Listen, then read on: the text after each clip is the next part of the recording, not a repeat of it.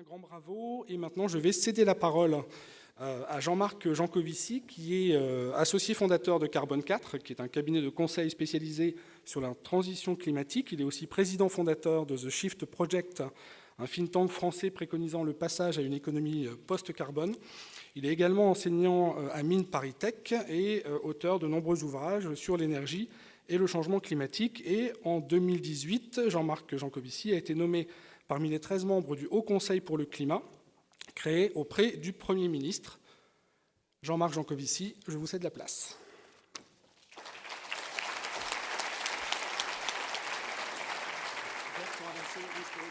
Super.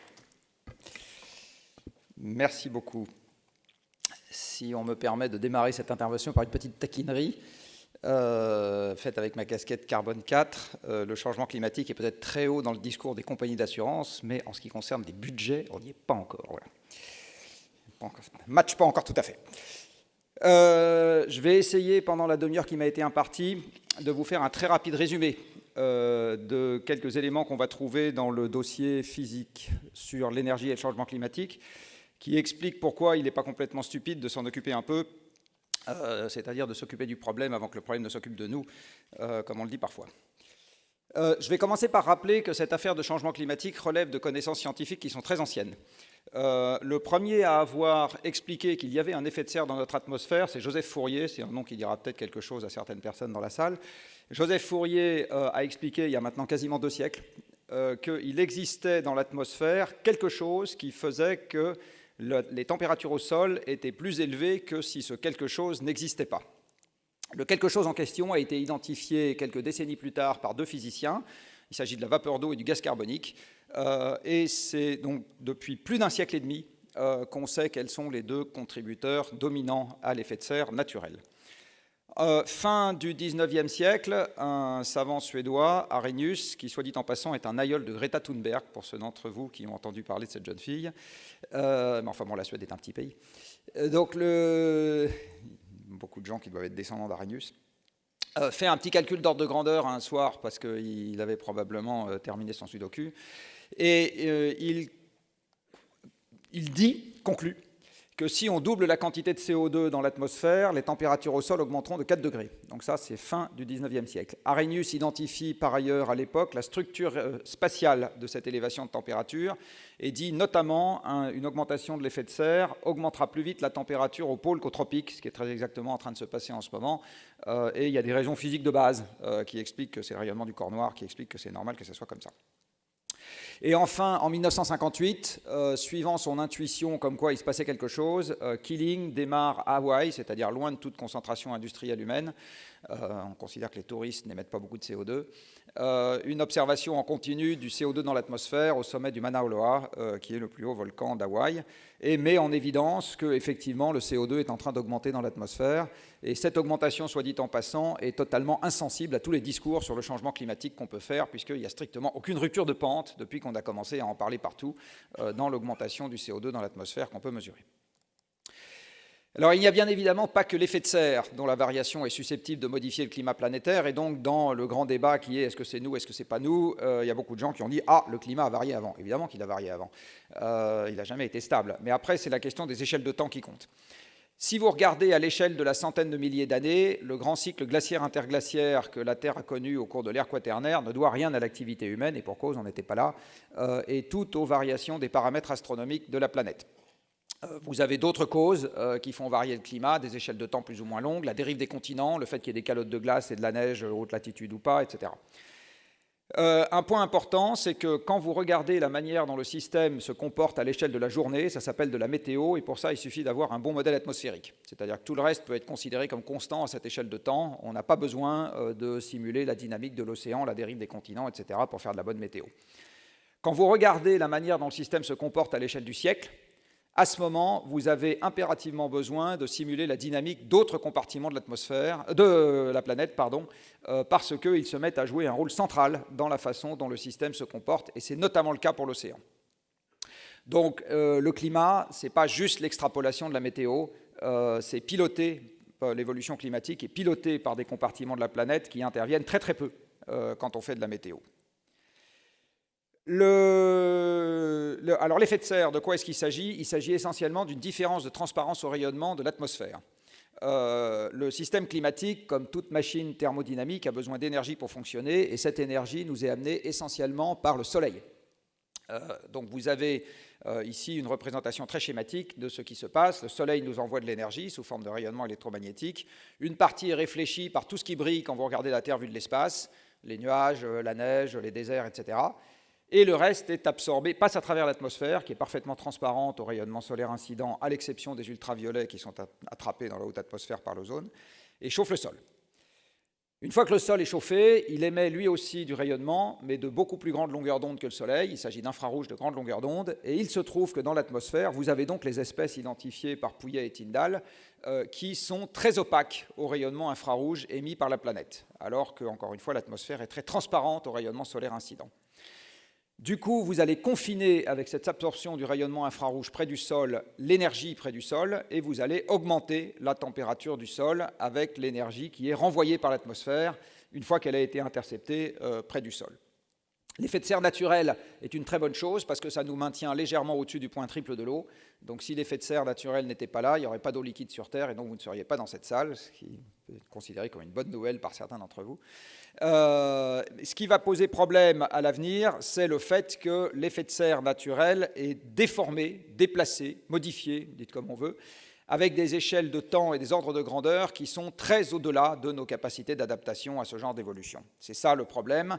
Donc il ne s'agit pas d'avoir créé l'effet de serre. L'effet de serre était là bien avant qu'on arrive. On ne peut pas se gausser d'avoir créé l'effet de serre. Par contre, ce que nous sommes en train de faire, c'est que nous sommes en train de devenir un facteur premier de déformation du système climatique à l'échelle du siècle. C'est ça que nous sommes en train de faire. Alors ce facteur premier de déformation du système, le voici, c'est l'évolution des émissions de gaz à effet de serre qui enrichissent l'atmosphère, qui augmentent l'opacité de l'atmosphère au rayonnement infrarouge émis par la planète.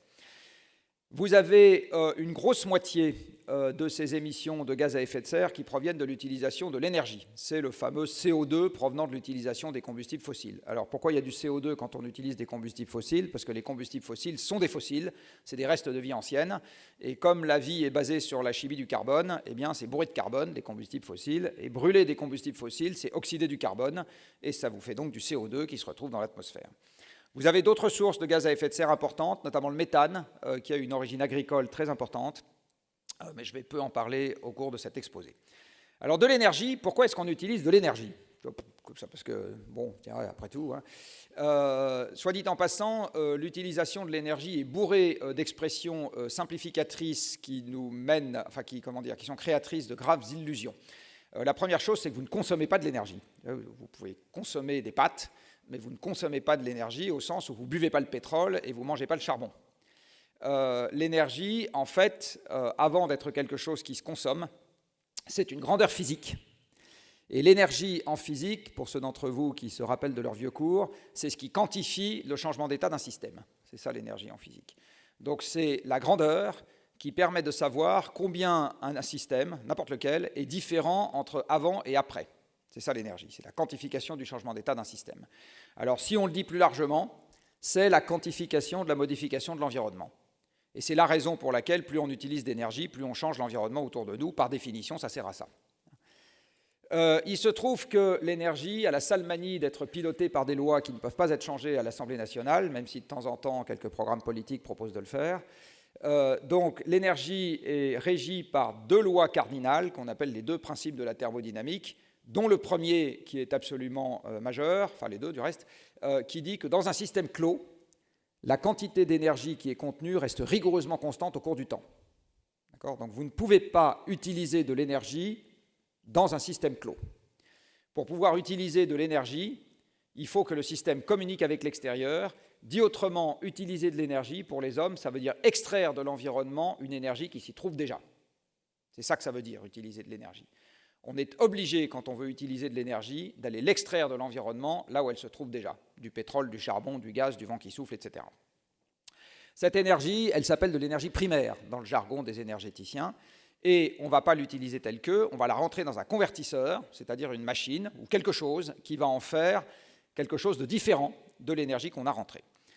Alors pour illustrer ça, historiquement, le seul convertisseur que nous avons à notre disposition, c'est nous, et la seule énergie que nous avons à notre disposition, c'est ce qui se mange.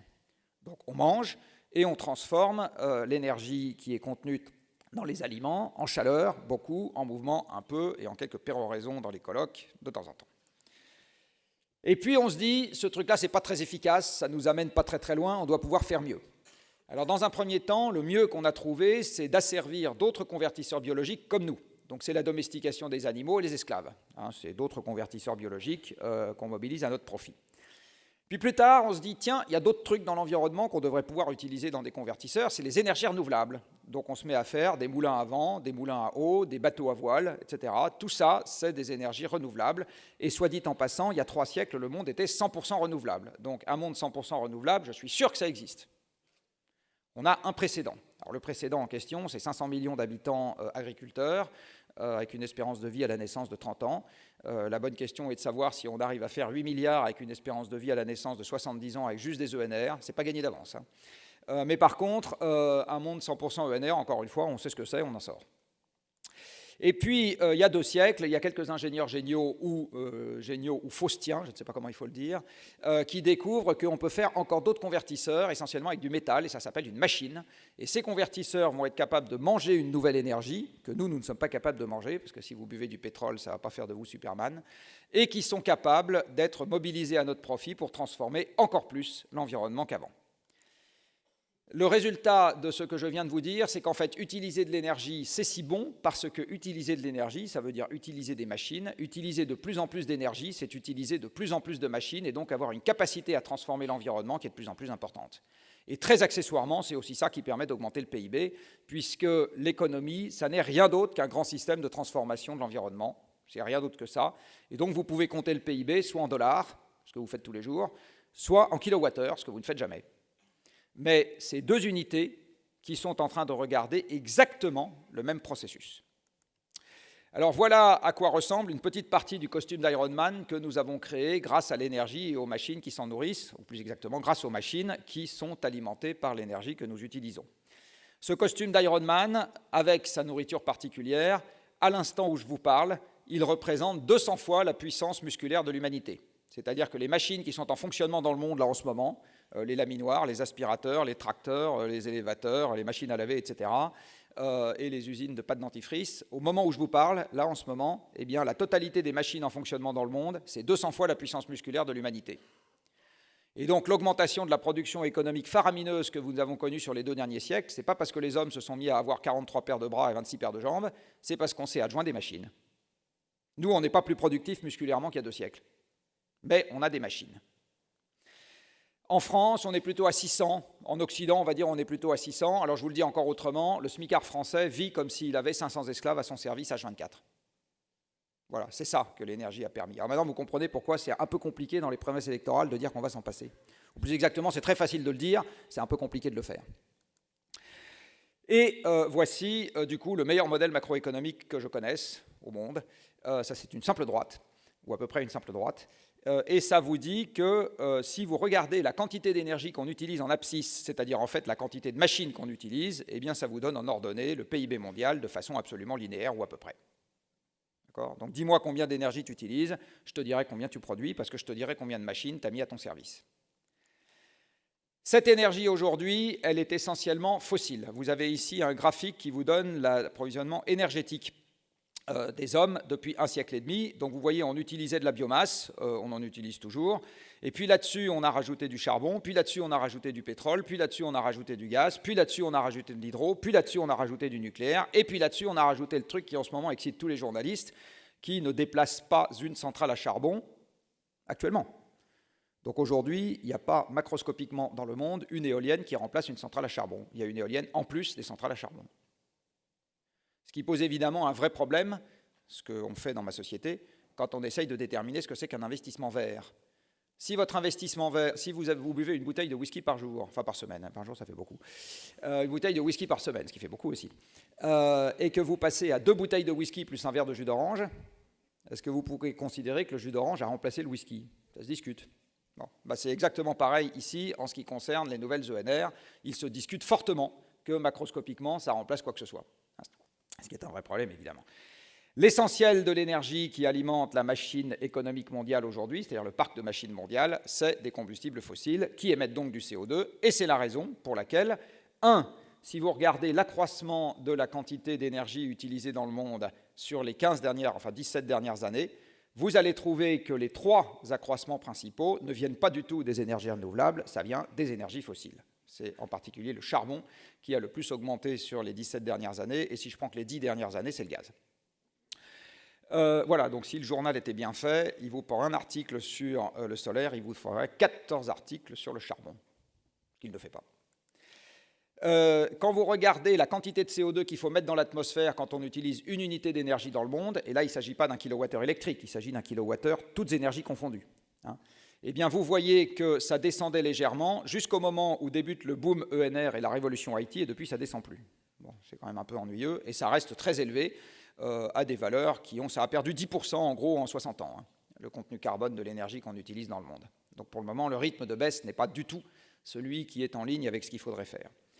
Et voici donc le drame des négociations climat. Comme l'essentiel de l'énergie est fossile, eh bien, on a exactement la même relation linéaire ou quasi linéaire entre le PIB et le CO2. Donc quand on vient aux négociations climat en pensant qu'on va baisser le CO2 tout en gardant un PIB croissant, pour le moment, on est démenti par les faits depuis 20 ans.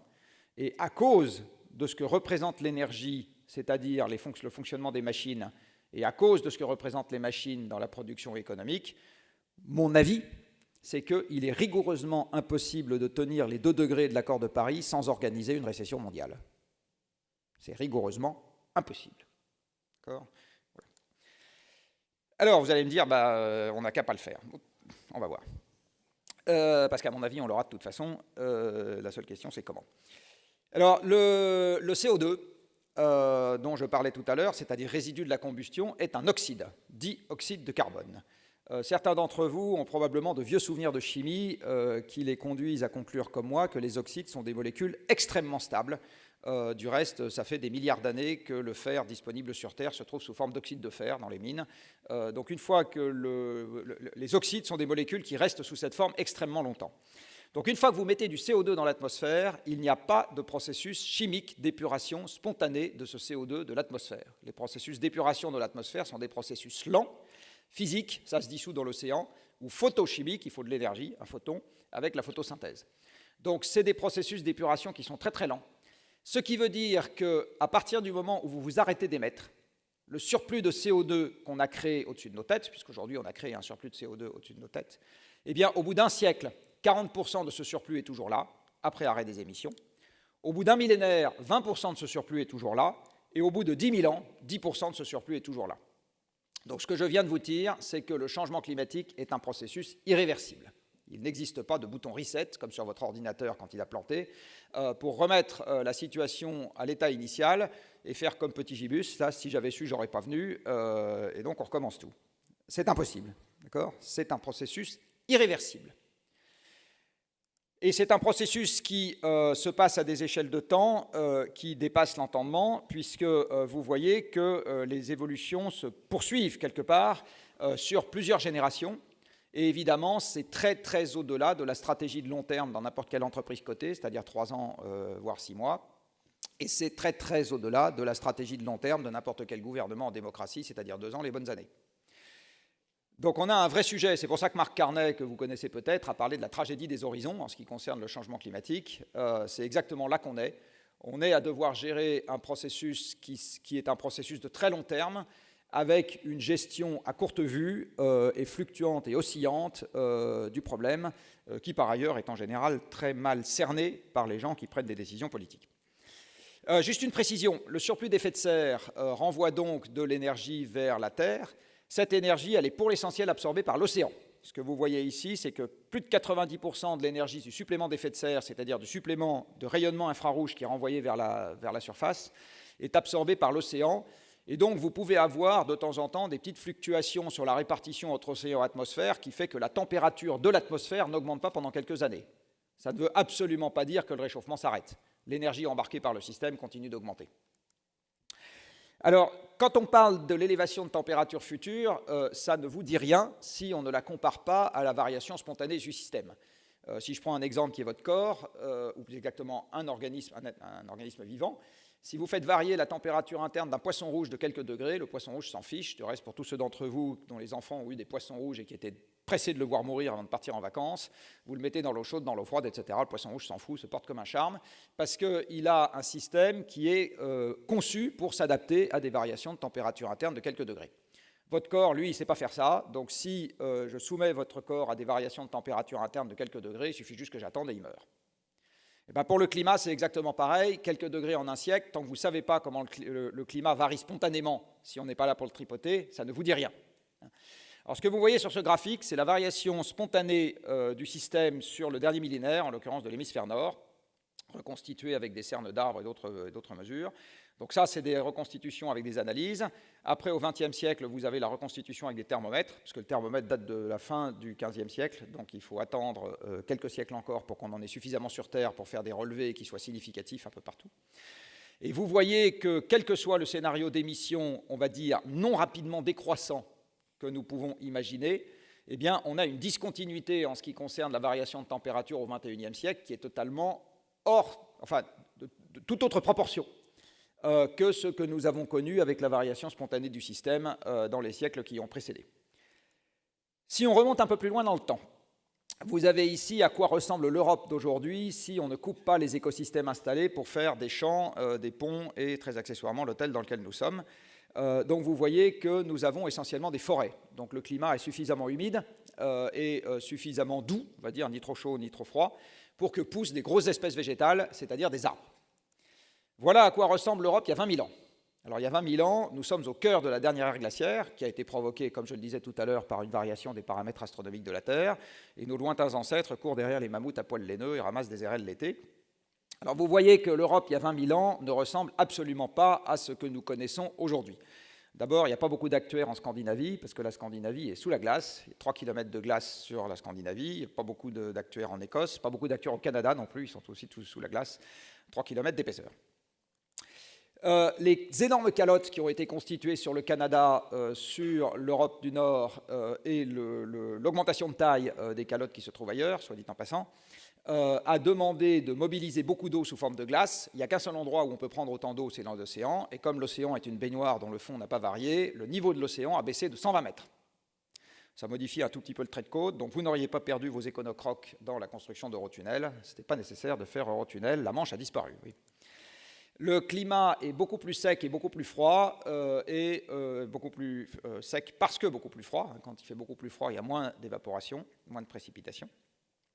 Et ce qu'on peut trouver en France ressemble à ce qu'on trouve aujourd'hui au nord de la Sibérie. Donc on va dire que la végétation est descendue en latitude de 15 à 20 degrés. Et dans cet écosystème, vous avez de quoi faire vivre 100 000 personnes qui ne sont même pas obligées de s'assurer. C'est un scandale. Parce que la production de nourriture est tellement maigre que c'est à peu près ça la population qui est capable de vivre en France. Eh bien, quand le monde est passé du paysage de gauche au paysage de droite, le réchauffement global qu'a subi la planète, à cause encore une fois de la modification des paramètres astronomiques, c'est juste 5 degrés en 5000 ans. C'est juste ça. D'accord ? Donc regardez ce que provoque une élévation de température de 5 degrés en 5000 ans. 5 degrés en 5000 ans. Il est absolument évident pour moi, je vais détailler quelques conséquences derrière, mais que 5 degrés en un siècle, c'est la guerre partout. C'est ça un bon résumé, à mon avis, des conséquences. Alors je ne sais pas combien, dans les primes d'assurance, ça vaut la guerre partout dans quelques décennies. Voilà. Je pense qu'il y a probablement quelques actuaires dans la salle qui seraient intéressés à faire le calcul. Je pense que c'est en fait un calcul qui n'a pas de sens. Vous n'êtes pas capable de faire ce calcul-là. Alors, qu'est-ce qui va se passer plus tard ? Dans un réchauffement, ça va réchauffer. Jusque-là, la Palisse est d'accord avec moi. Ça va réchauffer d'autant plus que les émissions de gaz à effet de serre seront importantes. Cela étant, à cause de l'inertie du système, quelque chose que vous devez garder en tête, c'est que l'évolution des 20 prochaines années est à peu près indifférente à ce que seront nos émissions. Donc, dans tous les cas de figure, les conséquences vont continuer d'augmenter. Dans tous les cas de figure. Donc, il y a un tout petit sujet qui s'appelle adaptation dans le monde. Aujourd'hui, on est très, très focalisé sur mitigation, c'est-à-dire baisser les émissions, mais il faut aussi s'occuper de adaptation. C'est-à-dire, de toute façon, ça va changer. Voilà ici le nombre de jours dans le scénario le plus émissif imaginé, donc le RCP 8.5, qui correspond en gros à 4 degrés ou plus d'élévation de température planétaire en 2100. Vous avez ici le nombre de jours où il est impossible à un être humain normalement constitué de survivre à cause d'un effet conjugué de la chaleur et de l'humidité. Parce que s'il fait très humide, au-delà d'un certain seuil de température, vous n'êtes plus capable de transpirer pour évacuer la chaleur, et donc vous mourrez d'hyperthermie. Eh bien, vous voyez qu'il y a un certain nombre de zones tropiques qui deviennent inhabitables l'essentiel de l'année dans ce genre de scénario. Évidemment, les gens vont aller ailleurs. Enfin, une partie va mourir, une autre partie va chercher à aller ailleurs. C'est normal. À leur place, vous feriez pareil. Dans le monde, plus chaud, ça veut dire plus d'évaporation, mais et donc plus de précipitations, mais ça ne va pas être distribué de la même manière partout, et il y a des zones qui vont s'assécher. Et la zone qui va le plus s'assécher au monde, coucou, c'est chez nous. C'est le pourtour du bassin méditerranéen. Dans un scénario à 4 degrés, le bassin méditerranéen perd quasiment la moitié de son humidité. D'accord ? C'est-à-dire que si vous faites la différence baisse des précipitations et surplus d'évaporation, on perd quasiment la moitié de l'humidité dans le pourtour du bassin méditerranéen. Donc ça va pousser un peu moins bien. Et donc les populations en croissance de la rive sud de la Méditerranée, si j'étais à leur place, j'irais de l'autre côté, où les gens sont vieux, fatigués, et où ça pousse un peu mieux.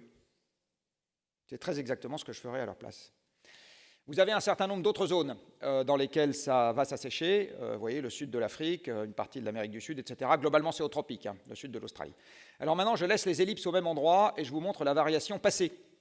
Et vous voyez que beaucoup des variations passées, qui sont déjà à la baisse sur les précipitations, correspondent aux endroits où ça doit baisser à l'avenir. Donc en fait, on a déjà la marque de l'augmentation de l'effet de serre dans une partie des évolutions que nous constatons aujourd'hui.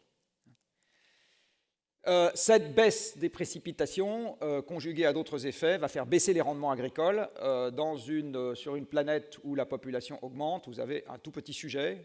Si vous avez à la fois une baisse de la superficie cultivable par personne et une baisse des rendements agricoles, et une baisse, soit dit en passant, de la disponibilité en intrants de synthèse au bout d'un moment parce que c'est fait avec du pétrole et du gaz, tout ça va provoquer une conjonction de facteurs qui risquent de ne pas assurer la stabilité et la paix sociale pendant des lustres. Rappelez-vous que beaucoup de grandes révolutions, à commencer par la française, ont été déclenchées par des famines. Et c'est également un élément déclencheur du printemps, enfin pas la famine, mais des émeutes de la faim, c'est également le déclencheur de ce qu'on a appelé le printemps arabe en 2011. Quand on regarde ce qui s'est passé, c'est exactement ça qu'on a eu. Les écosystèmes vont vouloir migrer vers les pôles, sauf qu'ils ont des vitesses de migration qui dépendent d'un certain nombre de caractéristiques intrinsèques. Par exemple, il faut 50 ans pour qu'un chêne devienne sexuellement mature. Donc si la zone favorable aux chênes se déplace trop vite vers le nord, les chênes disparaissent. Et vous allez avoir ça pour un certain nombre d'espèces. Retenez qu'à partir du RCP 6.0, c'est-à-dire 3 degrés, on va dire, d'élévation de température, énormément d'espèces, à commencer par toutes les espèces végétales, vont dépérir. Donc on va voir un certain nombre de choses disparaître et un certain nombre d'endroits se désertifier. Le risque incendie augmente dans un monde qui se réchauffe. Ici, vous avez le risque incendie aujourd'hui en France, et là, vous l'avez en 2040. Vous voyez, en 2040, l'inflammabilité de la forêt de Fontainebleau deviendra celle de l'Aquitaine aujourd'hui. Les calottes polaires sont également un risque. Alors vous allez me dire, les calottes polaires, on s'en fout, il y a des ours et des pingouins. Alors on s'en fout pas tant que ça. Parce qu'il se trouve que c'est des énormes réservoirs d'eau solide et que si les calottes polaires sont déstabilisées, ça fait monter le niveau de l'eau de manière accélérée partout, et partout, c'est partout où il y a des hommes, puisque la moitié de la population humaine vit pas très loin d'une côte. Il y a aujourd'hui un énorme sujet sur l'Antarctique de l'Ouest, qui est la partie de gauche là, sur le graphique qui pointe avec le doigt qui pointe vers le Chili, qui est constitué d'un ensemble de glaciers qui jouent les arcs-boutants les uns avec les autres, et les glaciers qui sont en bord de mer commencent à fluer de façon accélérée vers la mer, et il y a une crainte que ça déstabilise l'ensemble de l'édifice, avec l'intégralité de la calotte qui pourrait se désintégrer en l'espace de quelques siècles, si le réchauffement excède les 2 degrés. Ça fait 6 mètres d'eau en plus pour l'océan mondial. De son côté, le Groenland a commencé à fondre. Pas plus tard qu'il y a quelques jours, il y avait 40% de la surface qui était en train de fondre, ce qui est sans précédent depuis qu'il y a des enregistrements. Et en fait, c'est des phénomènes qui s'auto-entretiennent. Oui, on m'avait dit que j'aurais un compteur là, mais je ne l'ai pas. Donc, C'est des phénomènes qui s'auto-entretiennent et donc le Groenland va continuer à fondre partiellement ou en totalité à l'avenir, quoi qu'on fasse désormais. Et ça fait entre 3 et 6 mètres d'eau en plus dans l'océan mondial. Rajoutez la dilatation de l'eau, on va se prendre dans les siècles qui viennent, si on dépasse les 2 degrés, qu'on a toutes les chances de dépasser, il y a un risque très très sérieux qu'on prenne n'importe quoi entre 5 et 15 mètres, allez 10 et 15 mètres plutôt, d'eau dans l'océan mondial en l'espace de quelques siècles. Alors voilà à quoi ressemble une partie de l'Asie avec 9 mètres d'eau en plus, voilà à quoi ressemble le nord de l'Europe avec 9 mètres d'eau en plus. Donc je peux vous dire que les Wallons et les Flamands ont intérêt à bien s'entendre, et nous à bien s'entendre avec eux. Dans un monde qui se réchauffe, vous allez également avoir une augmentation de l'intensité des phénomènes convectifs de restitution d'énergie de la basse atmosphère à la haute atmosphère, parce que le gradient de température augmente, en fait, la stratosphère se refroidit alors que la bas de la troposphère se réchauffe. Et on va notamment avoir une intensification des ouragans. Les phénomènes type tornades, orages, etc. sont trop petite échelle pour qu'ils puissent être modélisés, donc il n'y a pas de réponse. Mais la logique voudrait qu'il se passe quelque chose aussi sur ces processus, dans la mesure où, encore une fois, si vous augmentez le gradient de température entre la surface et la haute atmosphère, on s'attend à ce qu'il se passe quelque chose sur les phénomènes convectifs. Comme une partie du CO2 atmosphérique est repris par l'océan et que le CO2 s'appelait dans les temps anciens l'acide carbonique, ça vous acidifie l'eau océanique, ça l'acidifie à une vitesse qui est sans précédent par rapport à ce qui a été mesuré sur les 25 millions d'années qui viennent de s'écouler. Ça, plus le réchauffement, va probablement sonner la mort des coraux et de tout un tas d'autres espèces présentes dans l'océan. Et puis on continue, vous allez modifier la circulation océanique à large échelle, il y a une question qui est posée sur la dérive nord-atlantique, et puis au bout d'un certain temps, il y a des compartiments, il y a des stocks de carbone qui étaient fixes depuis des milliers ou des millions d'années, qui vont être relargués dans l'atmosphère par le processus en cours et qui vont donc amplifier ce qui est en train de se passer. Vous allez également avoir une modification de la biodiversité des agents pathogènes, qui en général aiment bien la chaleur, etc., etc. Et la dernière phrase est la plus importante pour les actuaires que vous êtes. Vous, ce que vous savez faire, et ce n'est pas vous insulter que vous dire ça, c'est regarder dans le rétroviseur. Malheureusement, nous avons besoin aujourd'hui d'essayer de voir le plus grand nombre possible de trucs inédits. J'insiste, inédits, donc ce n'est pas dans les statistiques passées, puisque c'est inédit, le dictionnaire est bien fait, auxquels nous allons être confrontés. Nous allons donc avoir un nombre croissant de surprises. Et là aussi, le dictionnaire est bien fait. Une surprise, c'est un truc auquel on ne s'attendait pas, et donc pour lequel on n'est pas préparé. Donc plus le temps passera, plus le réchauffement s'intensifiera, plus nous aurons des choses qui vont nous surprendre et auxquelles on réagira pas ou de travers. Parce que très souvent, dans le cadre des sociétés humaines, quand on ne sait pas correctement faire l'attribution des causes et qu'on est surpris, on peut prendre de premières mesures qui accroissent le problème. Il y a de très très nombreux exemples de mesures de cette nature. Alors si on veut limiter le problème, qu'est-ce qu'il faut faire ? Vous avez ici un graphique majeur qui provient du dernier rapport complet du GIEC et qui vous donne en gros une droite qui vous dit que si vous regardez les émissions cumulées de l'atmosphère, des hommes, qui sont situées sur l'axe du haut en milliards de tonnes de CO2, ça vous donne au premier ordre, sur l'axe vertical, l'élévation de température que vous aurez entre l'ère pré-industrielle et 2100. Alors pour incarner un tout petit peu ce discours, à fin 2018, nous avons mis dans l'atmosphère un peu plus de 2000 milliards de tonnes de CO2, et donc, aux incertitudes de modélisation près, on a embarqué, en gros, 1,5 degré de réchauffement climatique. Les 1,5 degrés auxquels on pourrait se limiter dans l'accord de Paris supposent nécessairement qu'on se mette à retirer du CO2 de l'atmosphère avant 2050. C'est la seule condition à laquelle on peut continuer d'émettre à partir de maintenant. Sinon, en gros, il faut arrêter les émissions demain matin, et on a quand même les 1,5 degrés au plus tard en 2100. En gros. Si on veut se limiter à 2 degrés, on fait le chemin inverse. La droite, c'est bijectif, c'est pratique. Et donc, on est limité à 3000 milliards de tonnes, aux incertitudes de modélisation près, ça pourrait être beaucoup moins. Et à ce moment, ça veut dire qu'on a encore le droit, entre guillemets, d'émettre 700 à 800 milliards de tonnes, c'est-à-dire le tiers de ce qu'on a émis dans le passé, jusqu'en 2100, avec une population en moyenne 3 fois moins nombreuse. C'est-à-dire que sur le siècle qui vient de s'écouler, on avait une population en moyenne 3 fois moins nombreuse que celle qu'on va avoir sur le siècle qui démarre, et il faut pour autant émettre 3 fois moins sur l'ensemble du siècle que ce qu'on a émis sur le siècle qui vient de s'écouler. Dit autrement, il faut diminuer l'empreinte carbone cumulée d'un terrien d'un facteur 9, et il faut en gros faire baisser les émissions de 4 à 5% par an à partir de demain matin. Voilà, c'est ça les 2 degrés. Si on ne fait pas ça, vous oubliez les 2 degrés. Et donc on a les 15 mètres d'eau en plus dans l'océan mondial dans quelques siècles, etc.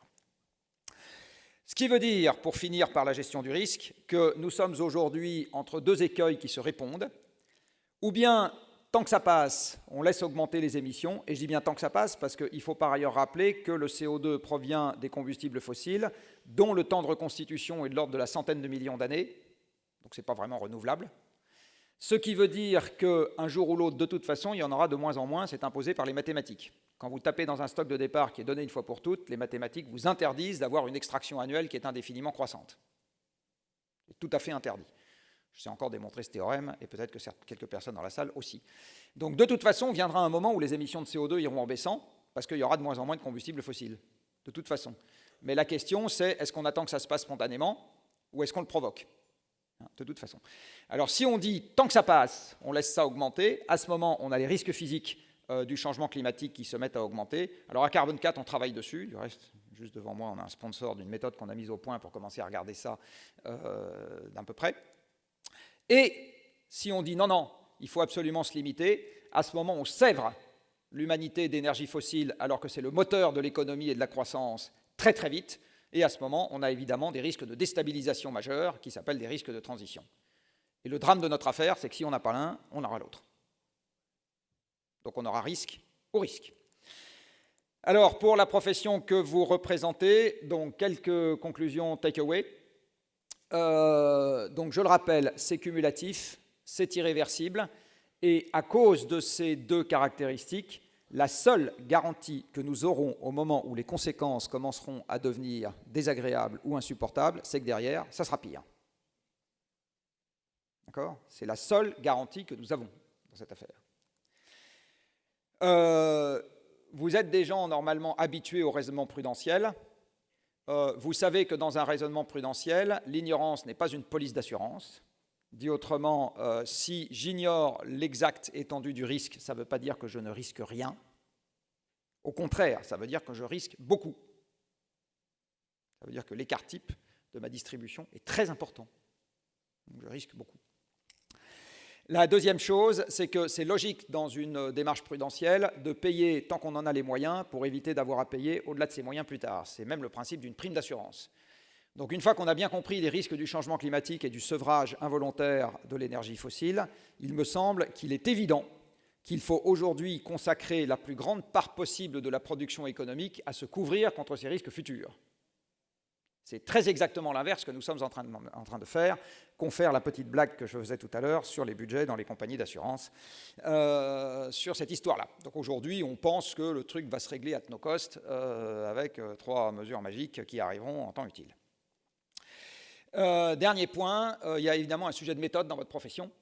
Je pense que c'est pour ça qu'on m'a fait causer ce matin, parce que l'actuariat consiste à exploiter des séries statistiques passées, et les séries statistiques passées ne sont pas représentatives du risque futur. Donc ça veut dire qu'il y a quelque chose à rajouter aux séries statistiques passées pour essayer d'avoir une idée de ce que pourraient représenter les risques futurs. Voilà, et je suis désolé, j'ai dû dépasser de quelques minutes, et on m'a dit qu'il n'y avait pas de temps pour les questions, donc c'est juste pour le plaisir de vous montrer ce dessin que j'aime beaucoup. Merci.